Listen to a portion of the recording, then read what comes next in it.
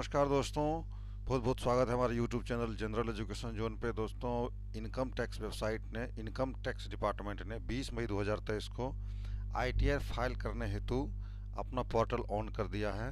और जो भी सैलर्ड पर्सन है, खास करके इसमें मैं आपको सैलर्ड पर्सन जो सरकारी नौकरी वाले हैं उसके लिए मैं जो ITR 1 किस प्रकार फाइल करते हैं, आप किस प्रकार आसानी से फाइल कर पाएंगे ITR 1, उसकी रिगार्डिंग पूरा डिटेल से आपको बताऊंगा, स्टेप बाय स्टेप बताऊंगा। इसलिए आप वीडियो पर अंत तक बने रहें और इसका पूरा फ़ायदा उठाएं, क्योंकि बहुत सारे सैलर्ड पर्सन है जो अपने खुद से ITR नहीं भर पाते हैं और वो दलालों के थ्रू भरवाते हैं, जो वो गलत भर देते हैं, फिर इंक्वायरी में फंस जाते हैं और नोटिस का जवाब देते रहते हैं, काफ़ी परेशान होते हैं। तो इसलिए ITR 1 भरना बहुत ही आसान है, सिंपल है। जो आपका 16 नंबर फॉर्म जो आपको मिला होगा उसी के अनुसार आप फॉर्म फिलअप कर सकते हैं और बहुत ही आसानी है, पूरा स्टेप बाय स्टेप आपको हम बताएंगे। चलिए आज का ये वीडियो शुरू करते हैं, थोड़ा लंबा हो सकता है। सबसे पहले आपको अपने मोबाइल के डेस्कटॉप वर्जन में खोलना है, तो मोबाइल से भरना है तो डेस्कटॉप वर्जन में खोलिए, दाहिने तरफ 3 डॉट रहेगा, उस पर क्लिक करके आप डेस्कटॉप मोड में कर लें और वहाँ से भरें। या लैपटॉप में खोलना है तो इस प्रकार खोलेंगे, इनकम टैक्स लॉगिन गूगल पे डालिए और इस प्रकार के खुलेगा। यहाँ पे होम इनकम टैक्स डिपार्टमेंट पे आपको क्लिक करना है। क्लिक करते ही आपको इस प्रकार का पोर्टल खुलेगा। अगर आप इनकम टैक्स वेबसाइट पर पहली बार अपना लॉगिन कर रहे हैं तो सबसे पहले उसको आप यहाँ से आपके दाहिने कॉर्नर में ऊपर में रजिस्टर्ड का बटन लिखा हुआ, इस पर रजिस्टर पे क्लिक करेंगे। ठीक है, अगर आप इस पर रजिस्टर पे क्लिक करेंगे तो इस प्रकार का आपको पोर्टल खुलेगा। Let us get started tax payer others. आप एक टैक्स पेयर हैं, टैक्स पेयर पे क्लिक करें और टैक्स पेयर पर रहने दें और यहाँ पे पैन नंबर डालेंगे। पैन नंबर डालते ही जो है आपका वैलिडेट क्या ऑप्शन है यहाँ पे दाहिने तरफ, वैलिडेट करेंगे और कंटिन्यू करेंगे। कंटिन्यू करने के बाद आपको कुछ डिटेल मांगा जाएगा, आपका आपका first name, last name, date of birth, mobile number, address पूरा वेरीफाई किया जाएगा। वेरीफाई करने के बाद जो है आपकी मोबाइल नंबर और ईमेल आईडी जो इसमें आप देंगे उस पर आपको OTP जाएगा। दोनों OTP वेरीफाई होने के बाद फाइनल रजिस्ट्रेशन प्रोसेस पूरा होता है, जिसमें लास्ट ऑप्शन आपको पासवर्ड सेट करने का आता है, जिसमें आप पासवर्ड सेट करके और फाइनल वैलिडेट पूरा करते हैं। फिर दोबारा से आप लॉगिन कर रहे हैं, फिर वहाँ पे इनकम टैक्स की वेबसाइट पे जाके और लॉगिन करने के बाद आपको जो है इस प्रकार का पोर्टल मिल जाएगा। तो लॉगिन आप करते हैं, चलिए अभी लॉगिन करते हैं। इस प्रकार का पैन, लॉगिन करने के बाद पैन नंबर यहाँ पे डालें। आपको मैं बता दूँ पूरा फाइनल प्रोसेस करके देखिए, इस प्रकार का आप लॉगिन करेंगे। यहाँ दाहिने तरफ आप ऊपर में दाहिने कॉर्नर पे लॉगिन का ऑप्शन है, यहाँ पे लॉगिन करें। लॉगिन करने के बाद आपको इस प्रकार का पोर्टल खुल जाएगा इनकम टैक्स की वेबसाइट से। आप यहाँ पे पैन कार्ड नंबर डालें, पैन कार्ड नंबर डालने के बाद कंटिन्यू कीजिएगा। कंटिन्यू करते ही जो है एक बॉक्स ऊपर में आएगा, उस पर टिक करें और नीचे फिर पासवर्ड डालें और इस प्रकार का पोर्टल आपको खुल जाएगा। जैसा कि मैं आप देख रहे हैं कि हम यहाँ पे लॉगिन कर चुके हैं और लॉगिन करने के बाद यहाँ पे स्पष्ट दिखा रहा है file your return for the year ended on 31 March 2023 for assessment year 2023। तो जिस देखिए फाइनेंशियल ईयर, पिछला फाइनेंशियल ईयर था 2022-23, तो इनकम टैक्स के साइट पे आपको उसको असेसमेंट ईयर क्या कहा जाता है, 2023-24 के लिए आपको भरना है, असेसमेंट करना है कि हम असेस कर रहे हैं। तो फाइनेंशियल ईयर होगा 2022-23 और इस साल का जो असेसमेंट ईयर होगा वो 2023-24 होगा। तो यहाँ से आप यहाँ पे फाइल नाउ पे क्लिक करें। फाइल नाउ पे क्लिक करने के बाद कुछ प्री फिल्ड डाटा आता है, ठीक है, जो आपका जो DDO काटे हैं, इनकम टैक्स कितना आपका सैलरी बना है, क्या बना, पूरा प्री फिल्ड डाटा आता है।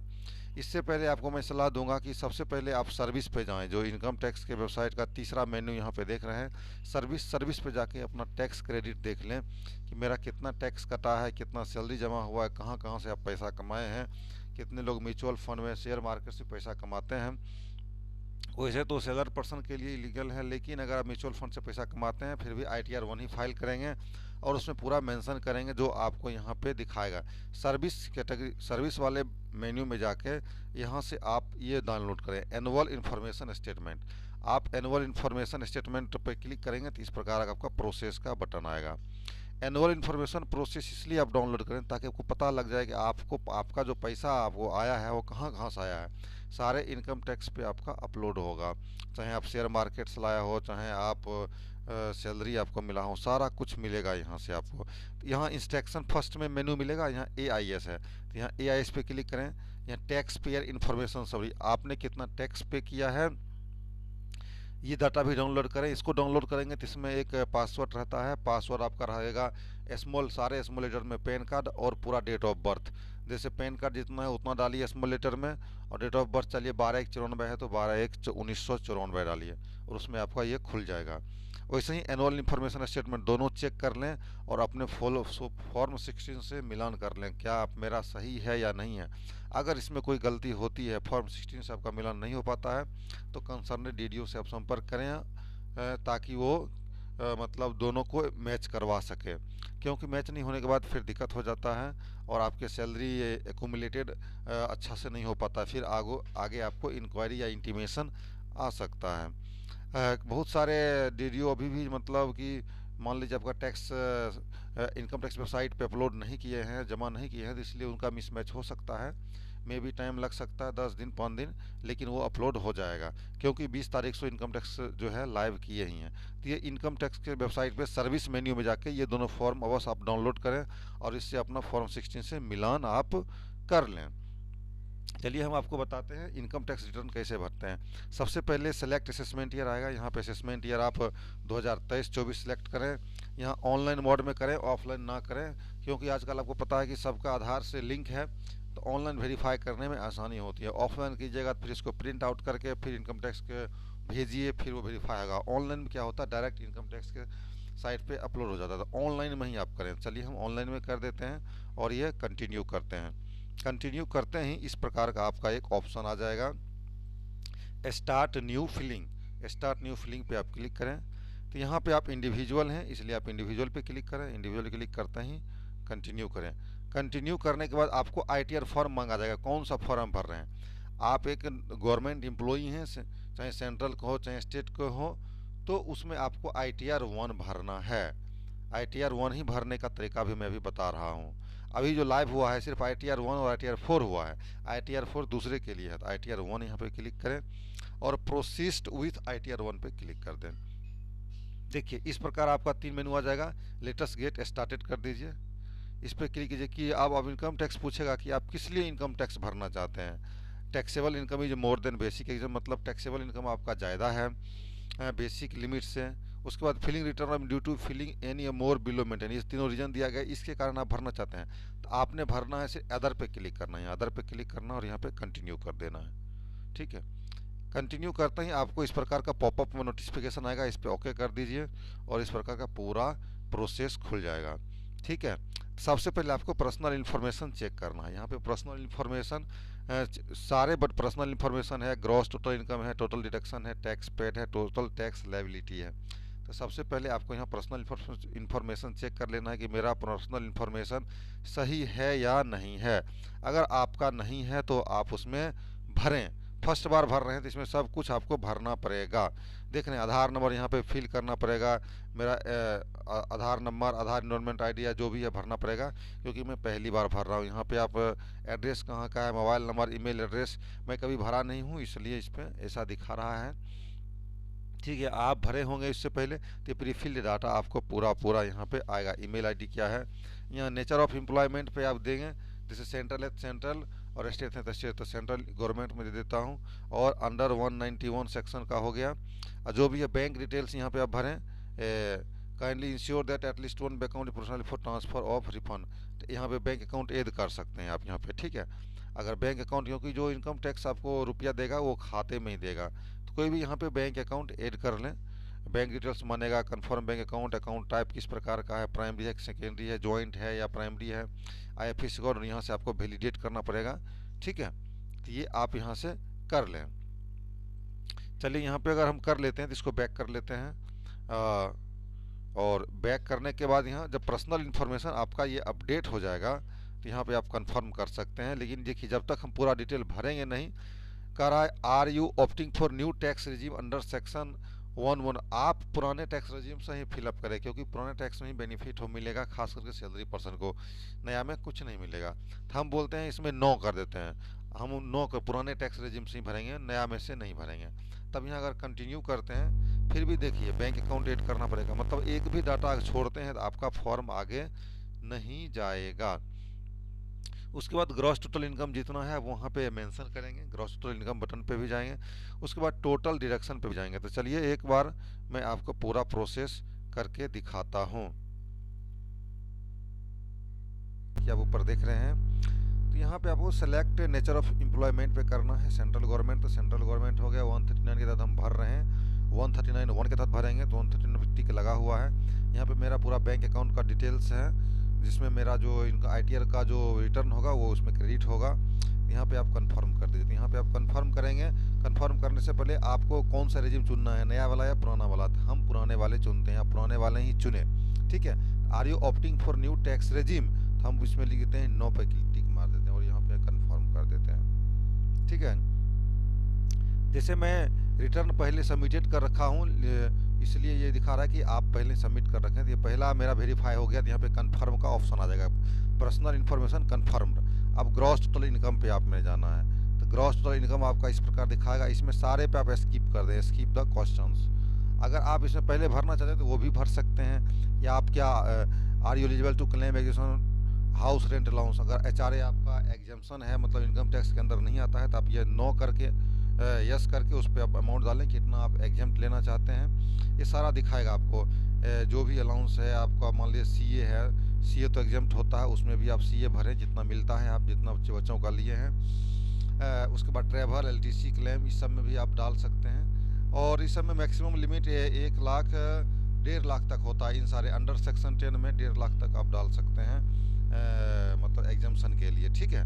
तो इसमें कोई दिक्कत नहीं है, आप जो आप लिए हैं उसमें भर दें। अगर नहीं लिए हैं तो मत भरें, ठीक है। फालतू में भरेंगे और उसमें नोटिस आ जाता है फिर, तो आपको दिक्कत होगा।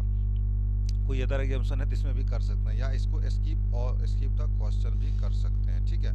यहाँ पे कंटिन्यू कर देते हैं हम। अभी यहाँ पे कंटिन्यू, अभी देखिए प्रीफिल्ड डाटा इस प्रकार से आ गया है। आपका ग्रॉस सैलरी कितना है, अगर आपका मैच नहीं कर रहा है तो यहाँ पे ग्रॉस सैलरी डालें, इसको एडिट कर दें पूरा को, ठीक है।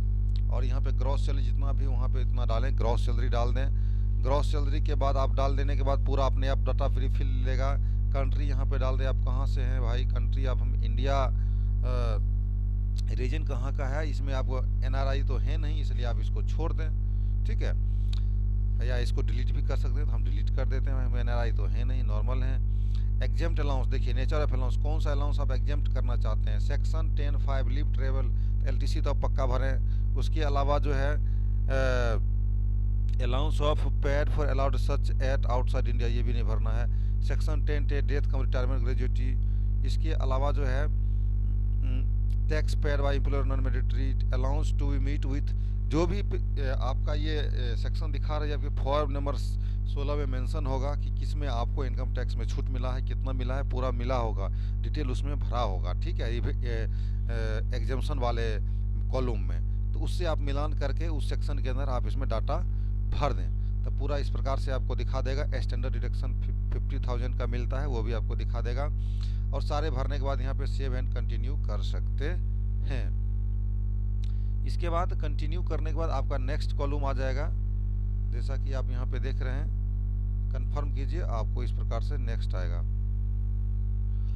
ये आप यहाँ कंफर्म लिखिए, फिर टोटल डिडक्शन हो गया, तो टोटल डिडक्शन पे आप जाएं। यहाँ पे आप कहाँ पे आपका टैक्स डिडक्टेड हुआ, तो डोनेशन आप दिए हैं तो डोनेशन पे यस या नो कर सकते हैं, नहीं दिए हैं तो नो कीजिए। उसके बाद हो गया अंडर सेक्शन 80GG, 80GG के अंदर आप क्लेम के लिए एलिजिबल हैं तो नो कीजिए, यस कीजिए, नहीं तो नो कीजिए। जिस पे आप यस करेंगे उसमें आपको डाटा भरना पड़ेगा। इसके अलावा इसमें 80CCD pension, central government pension scheme में आपका हुआ है इन्वेस्ट, अगर आप 2004 के बाद किए हैं तो पक्का हुआ होगा, तो उसमें आप ये मेंशन करें सेंट्रल गवर्नमेंट पेंशन फंड में। इसके अलावा LIC इंश्योरेंस प्रीमियम जो भी भरे हैं इसमें यस करके आप भर दें, ताकि आपको छूट मिल जाए। इसके अलावा कोई लोन है, होम लोन है, तो वो इसमें भी मेंशन कर सकते हैं, उसमें 80E के तहत आपको छूट यहाँ पे मिल जाएगा।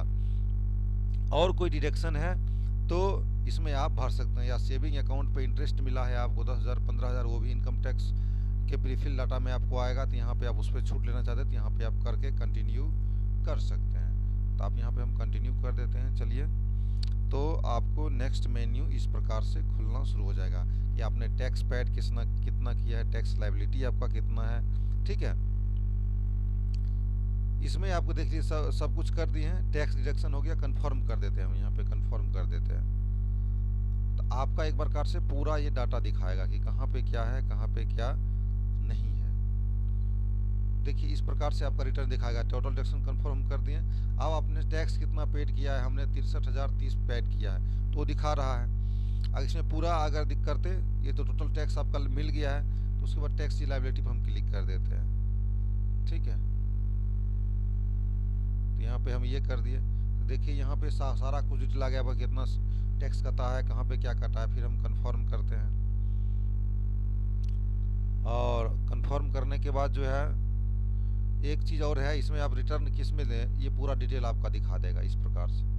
ठीक है, तो आप यहाँ से पूरा टैक्स लायबिलिटी आपका जीरो हो गया। यहाँ से आप फॉर्म को डाउनलोड कर सकते हैं और प्रीव्यू करके बाद फाइनल सबमिट करें। फाइनल सबमिट जो है आधार से वेरीफाई करने के बाद फाइनल सबमिट का प्रोसेस जरूर पूरा करें। फाइनल सबमिट करने के बाद आपको एक प्रकार का दिखाया कि आपका वैलिडेट हो गया फाइनल, और आपका फर्दर नेक्स्ट इनकम टैक्स के सारे प्रोसेस के लिए चला गया है। और जब इन आपकी जांच पड़ताल होने के बाद आपका जो है अकाउंट में ये रुपया क्रेडिट हो जाएगा जो भी आप रिटर्न फाइल किए हैं। ये था पूरा प्रोसेस। अगर आपको प्रोसेस समझने में कोई परेशानी होती है तो कमेंट बॉक्स में ज़रूर लिखें। कोई भी शक और सवाल है तो कमेंट बॉक्स में ज़रूर लिखें। मिलेंगे ऐसे इन्फॉर्मेशन के साथ, तब तक के लिए जय हिंद।